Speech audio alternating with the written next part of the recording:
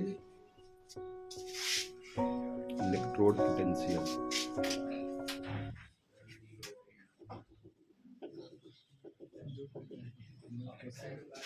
ठीक, यहाँ एक रॉड है या धातु का रॉड है जिसको मान लेते हैं मेटल। धातु का रॉड का नाम क्या ले, अरे जिंक कुछ भी हो सकता है, ठीक है। एम मान लेते हैं इसको। कैसा है ये, ठोस है। इसके अंदर इसी के विलयन होंगे, मान लेते हैं एम है और उसके ऊपर आवेश तो होता है ना, तो विलयन बनता है ना, तो एम एन प्लस लिख देते हैं। कितने इलेक्ट्रॉन दिए होंगे, एन इलेक्ट्रॉन इसमें दिए होंगे, इसलिए एम एन प्लस है, ये जलीय विलयन। अब इसमें इसके अंदर या इस इलेक्ट्रोड के पास जो है ऐसी क्षमता है कि ये ऑक्सीकरण करना चाहता है। क्या करना चाहता है, ऑक्सीकरण करना चाहता है। तो ऑक्सीकरण करेगा तो इसका आप क्रिया लिखेंगे तो क्या लिखेंगे, अर्ध सेल क्रिया लिखो, अर्ध सेल क्रिया। क्या लिखेंगे, एम है ठोस, ऑक्सीकरण में क्या होता है, यहाँ पे पहले तो लिख देंगे एम एन प्लस और कितने इलेक्ट्रॉन, एन इलेक्ट्रॉन लिखेंगे। तो एन इलेक्ट्रॉन इधर निकले ना, तो इसका मतलब यहाँ ऑक्सीकरण हुआ है, यानी इस इलेक्ट्रोड की क्षमता होगी ऑक्सीकरण करने की। ठीक, तो ये हो गया। अच्छा, एन इलेक्ट्रॉन रहते कहाँ पे है, छड़ पर। ठीक, यानी इलेक्ट्रॉन मतलब जो छड़ हो गया वो जड़ा प्रेषित हो गया, और जो ये हो जाएगा यानी कूद कूद के बताया ना, कहाँ जा रहा था, नीचे विलयन में, और ये कहाँ चला गया, विलयन में। ठीक, और ये कहाँ था, छड़ पे, छड़ था ना तो। ठीक, अब विलयन में चला गया तो बताओ यहाँ पे प्लस चार्ज बढ़ गया होगा, plus plus plus plus plus plus plus, यानी एक जगह प्लस प्लस प्लस और एक जगह, तो यहाँ पर आवेशों का क्या हो गया, अरे वितरण, क्या बोलते हो जी, सेपरेट हो जाना, डिस्ट्रीब्यूशन डिस्ट्रीब्यूशन डिस्ट्रीब्यूशन कह सकते हैं, नहीं सेपरेट बोलते हैं, अलग अलग हो जाना। तो जहां पर भी आवेशों का इस तरह से हो जाता है, सेपरेशन, विभवांतर, सेपरेशन बोल दो, ठीक है ना। सेपरेशन जहां हो जाता है वहां विभवांतर उत्पन्न हो जाता है। इसी विभवांतर को क्या बोलते हैं, इलेक्ट्रोड विभव। चूंकि ये ऑक्सीकरण कर रहा है ना, तो इसलिए इसको बोलते हैं ऑक्सीकरण विभव। क्या कहते हैं, ऑक्सीकरण विभव बोलेंगे। हाँ, ऑक्सीकरण हो रहा है। और अगर धातु की क्षमता होती है, धातु के इलेक्ट्रोड की क्षमता हो ऑक्सीकरण करने की, तो यहाँ पे इनके और इनके मध्य जो है कौन सा विभव उत्पन्न होगा, ऑक्सीकरण विभव होगा। ठीक है, अब दूसरा वाला देखो,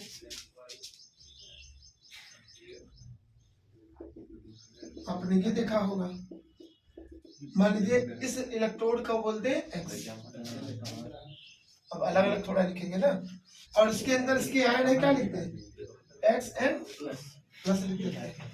मान लेते हैं इसकी क्षमता है अपचयन करने की, अरे सबकी क्षमता अलग अलग होगी ना, इसकी क्षमता मान ले अपचयन करने की। अपचयन करने के लिए क्या करेगा, ये यहाँ से यहाँ जाएगा और ये मोटा होता रहेगा, याद है ना, तो अपचयन करने की हो जाएगी, तो ये इसका बना रहे। तो क्या करेंगे, अब सर अपना लिखोगे एक्स एन प्लस कितने इलेक्ट्रॉन, एन इलेक्ट्रॉन, क्या बन जाएगा एक्स, और ये सॉलिड हो जाएगा। अपचयन वाला लिखते नहीं लिखते, तो यहाँ लिख देते हैं अपचयन। अर्ध सेल क्रिया,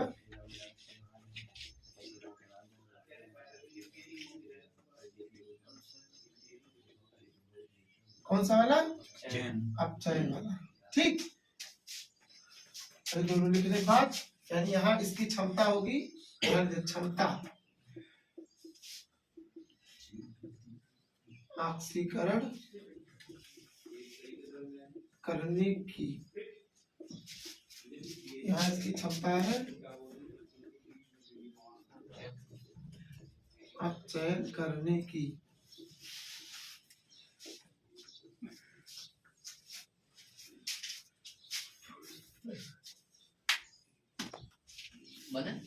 हाँ हाँ,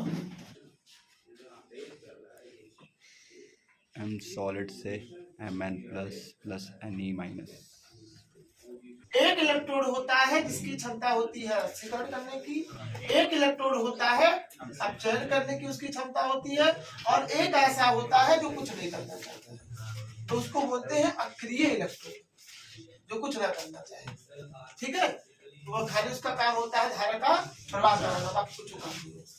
तो अब इसको देखो, पहले देखो, अब हम एक चीज बता, हम सोचे कि इलेक्ट्रोड विभव कब कहें इसको, देखो अगर स्टार्टिंग में कहते हैं शुरुआत में, तो आपको पता है यहाँ Mn प्लस आयन जो मिलेंगे वो कब मिलेंगे, कब मिलेंगे ना। मानिए देखो हम कहेंगे काम करो, 1 सेकंड बाद देखो, तो हमने कहा 1 सेकंड बाद देखा तो 10 थोड़ी खाली ये मिले, 10 मिले खाली, है ना। तो हम आपका मतलब अभी अभी इलेक्ट्रोड विभव बोलते, फिर उसके बाद हमने कहा चलो 10 सेकंड बाद देखो, 10 सेकंड बाद देखा तो 2 मिल गए, तो हमने कहा आप बताओ अब बोले इलेक्ट्रोड विभव, क्योंकि जितना ज्यादा समय लगाएंगे उतना ही तो इनके अंदर जो है अंतर आता जाएगा, ये प्लस माइनस बढ़ता जाएगा और ये प्लस बढ़ता जाएगा। तो कहे कब इलेक्ट्रोड विभव बोले, तो ये कहे कि आप इलेक्ट्रोड विभव तब बोलो जब साम्यावस्था है। क्या है साम्यावस्था, यानी कि जितने इसके आयन को यहाँ अंदर आना था आ चुके, सोचते कार्य करने की चिंता, बस अब कहता बता खूब काम करवा ले पापा है, हमारे पापा ऐसे करते हैं, पापा है कहे कि ये काम कर दो, ये काम कर दो, ये काम कर दो, अच्छा वहां चल जाओ, वहां चल जाओ, हो गया अब बस हो गया पापा हम ज्यादा सो, यानी मतलब जितना करना था काम कर चुके, अब विराम अवस्था, तो उसी को क्या कहते हैं साम्यावस्था। ऐसा समझो ज्यादा उधर नहीं होता है, यानी कि जितने आयन इसके अंदर आने थे आ चुके, टूट टूट के आए थे आ चुके। तो जब साम्यावस्था आ जाएगी यानी इसका मतलब ऐसा नहीं रुक जाएगा, चलता रहेगा, उस समय हम क्या निकालेंगे इलेक्ट्रोड विभव निकालेंगे। ठीक है, साम्यावस्था क्या होती है, एक सबसे उसको बोलते हैं सबसे अस्थायी अवस्था होती है, ठीक है ना, उससे ज्यादा स्थायी अवस्था कोई नहीं साम्यावस्था।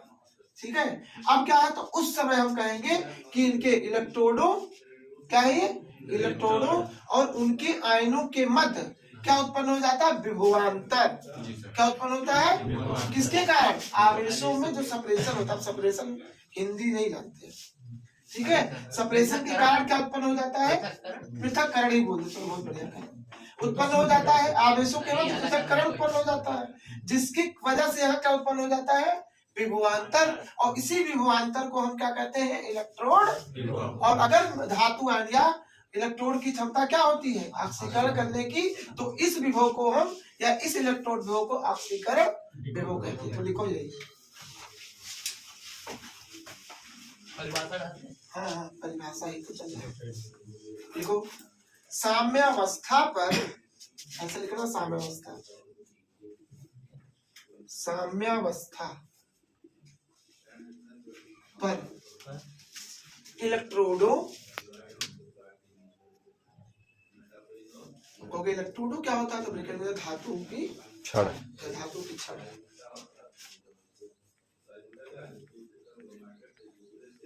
एवं एवं उन जलीय विलयन में उनके आयनों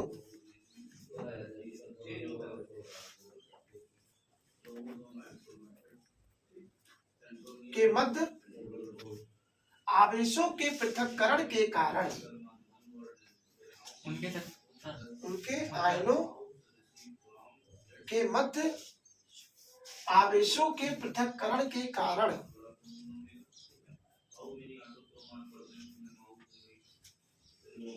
उत्पन्न विभवांतर के कारण उत्पन्न विभवांतर इलेक्ट्रोड विभव कहलाता है, इलेक्ट्रोड विभव कहलाता है।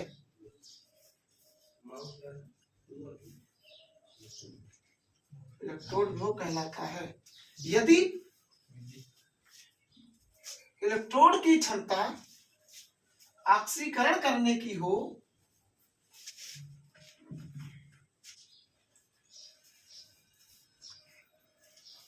यदि इलेक्ट्रोड की क्षमता ऑक्सीकरण करने की हो तो इस इलेक्ट्रोड विभव को ऑक्सीकरण विभव कहते हैं।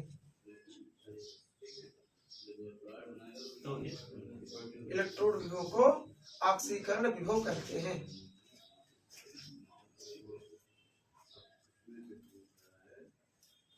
इसे ई-ऑक्स, इसे ई-ऑक्स या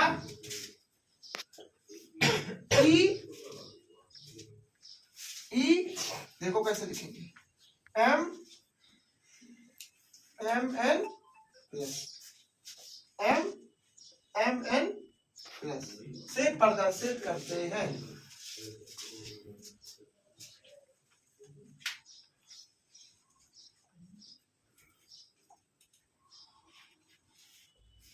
लिखे और फिर अगला लिख लो। अगला लिखो अपचयन विभव।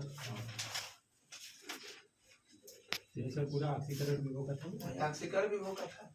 अब पूरा लिखने के बाद यही फिर से उतार दोगे और खाली आगे क्या लिख दोगे, यदि इलेक्ट्रोड की क्षमता अपचयन करने की हो तो उत्पन्न विभव क्या कहलाएगा, या इलेक्ट्रोड विभव क्या कहलाएगा, ये यहाँ से लिखने से। हाँ पूरा। अरे तो पूरा लिखो फिर से।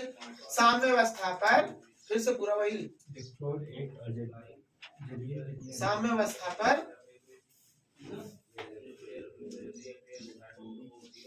हाँ वही पूरा लिखा और खाली जहाँ ऑक्सीकरण लिखा हुआ है क्या लिख देना, अपचयन। ऑप्शन वाले को इस तरह दिखाएंगे, ई रेड या ई एक्स एन प्लस से एक्स।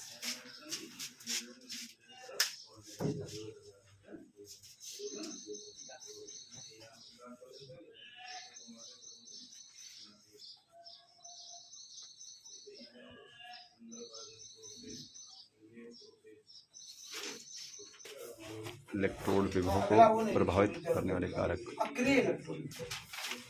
अक्रिय इलेक्ट्रोड। अक्रिय इलेक्ट्रोड। अक्रिय इलेक्ट्रोड। अक्रिय इलेक्ट्रोड देखो, ऐसे इलेक्ट्रोड जिनकी क्षमता ऐसे इलेक्ट्रोड जिनकी क्षमता ना ऑक्सीकरण करने की क्षमता, फोन करते हैं अभी तो भाइयों। हाँ जी, ना ऑक्सीकरण करने की ना ही अपचयन करने की हो,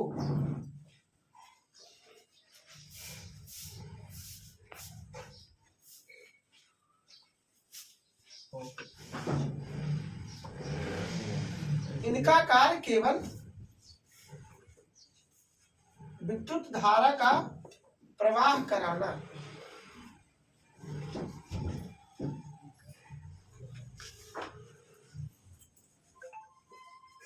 धारा का प्रवाह कराना। ठीक है, ऐसे इलेक्ट्रोड अक्रिय इलेक्ट्रोड कहलाते हैं।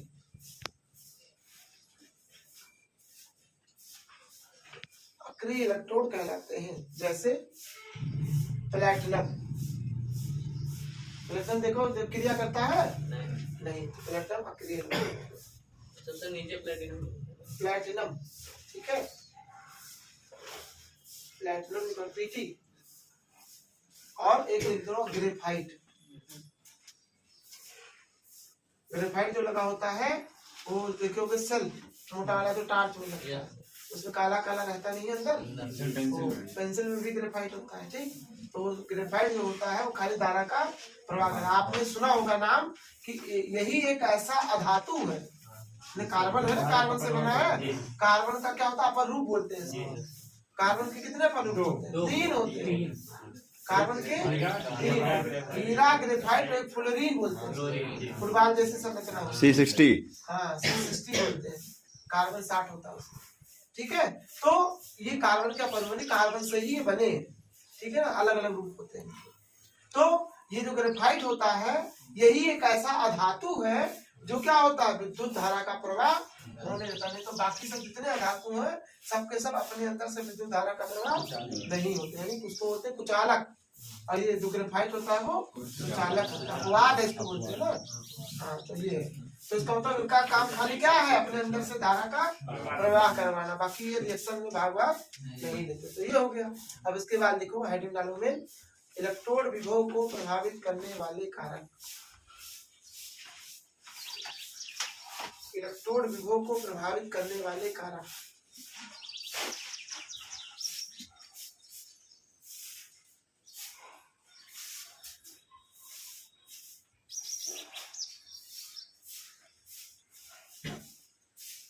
सबसे पहला लिखो कौन से कारक है जो प्रभावित करते हैं। लिखो पहला धातु एवं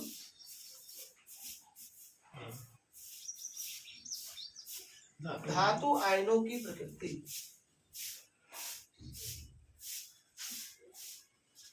धातु एवं धातु आयनों की प्रकृति। ठीक है, यानी इसका मतलब है कि अगर आपने धातु बदल दिया, क्या बदल दिया?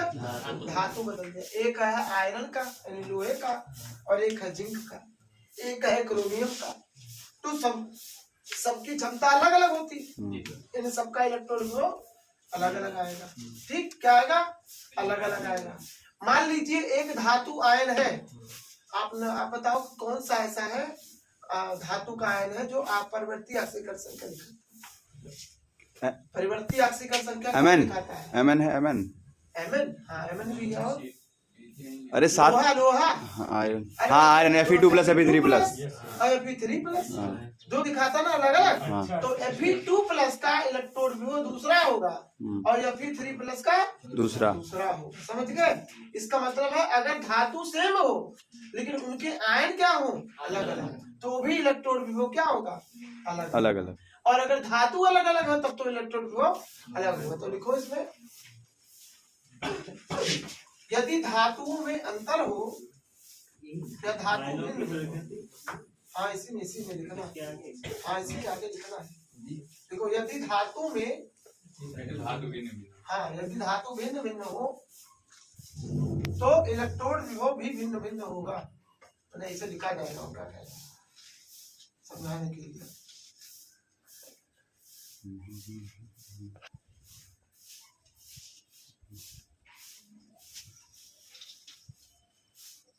दूसरे लाइन से लिखो, यदि धातु सेम हो, सेम मतलब समान हो, धातु समान हो परंतु उनके आयन भिन्न हो तो भी इलेक्ट्रॉन विभव भिन्न भिन्न होगा।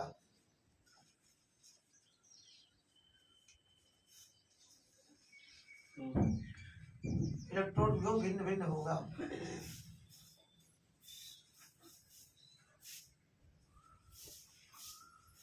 यानी कहने में तो धातु बदल दोगे तो भी इलेक्ट्रॉन भी बदल जाएगा और उनके आयन बदल दोगे तो भी बदल जाएगा। यानी Fe2+ का अलग होगा, Fe3+ का अलग होगा। ठीक है, ऐसे बोलते हैं Mn3+ का अलग होगा, Mn2+ का अलग, Mn7+ का अलग होगा। यानी धातु सेम हो गए, आयन अलग अलग है तो भी इलेक्ट्रॉन अलग।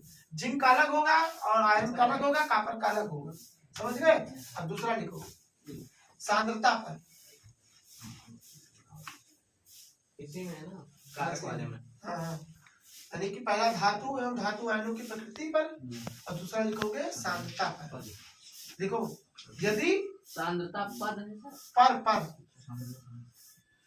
यदि विलयन की सांद्रता में परिवर्तन कर दिया जाए तो भी इलेक्ट्रॉन विभव का मान परिवर्तित हो जाता है। में परिवर्तन कर दिया जाए तो भी इलेक्ट्रोड विभव का मान परिवर्तित हो जाता है।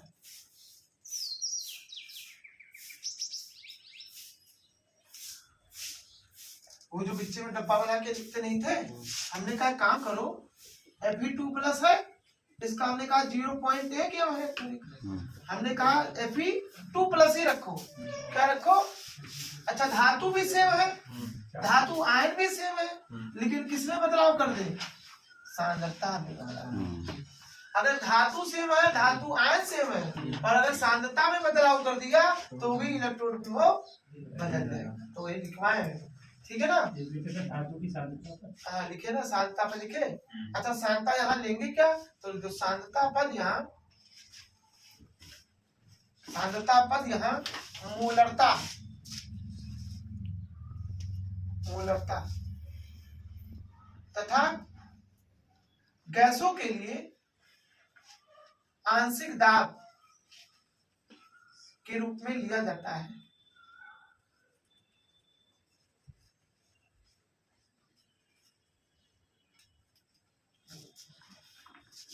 भले कहीं कोई गैस है उसका जो है क्या दिया, दाब दिया है, आंशिक दाब, तो जान जाना क्या दिया है, सांद्रता दिया है। ठीक है, हमने कहा हाइड्रोजन गैस है, हाइड्रोजन गैस है और 1 atm दाब पर उसको रखा गया है, तो ये इसकी क्या हो जाएगी, सांद्रता हो जाएगी। ठीक है, गैस की सांद्रता उसकी आंशिक दाब से हम निकालते हैं। ठीक, अब बोलोगे कैसे, तो आपने पढ़ा था ना Pb = nRT, जानते हो ना। अच्छा, अगर ताप समान हो, R तो आपको पता समान होता है, तो क्या करते हैं, P और B को यहाँ ले आए तो N/B, और बाकी ये समान होता है तो इसको स्थिरांक मान लो। ठीक, तो जो दाब होता है वो N/B के समानुपाती होता है ना। N/B क्या होता है, मोलों की संख्या बटे विलयन का, यही तो मोलरता होता है। यानी मोलरता के जगह पे क्या लिख सकते हो, दाब, यानी गैस के लिए दाब जो होगा वो सांद्रता होगा। समझ गए, ये लिखे। अब तीसरा लिखो तापमान, ताप, तीसरा लिखो तापमान, ताप,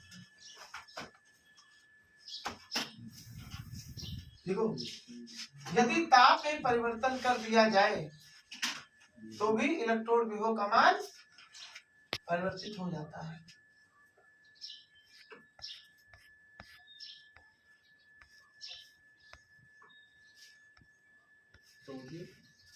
इलेक्ट्रोड विभव का मान परिवर्तित हो जाता है।